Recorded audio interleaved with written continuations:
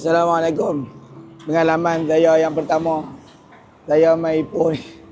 Saya tak sihat lagi ni. Tapi Allah uji saya.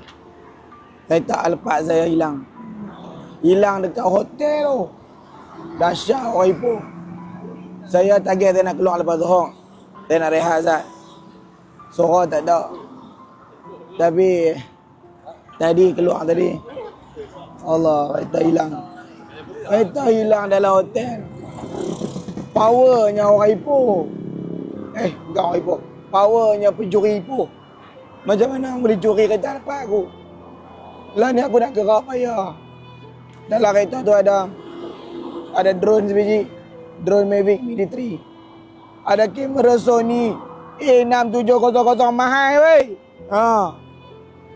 Lah ni aku tak tahu nak balik ke mana.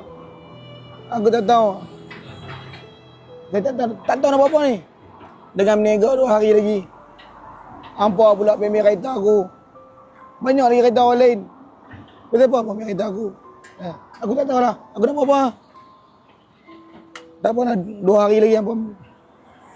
Tak tahu lah. Balik lah.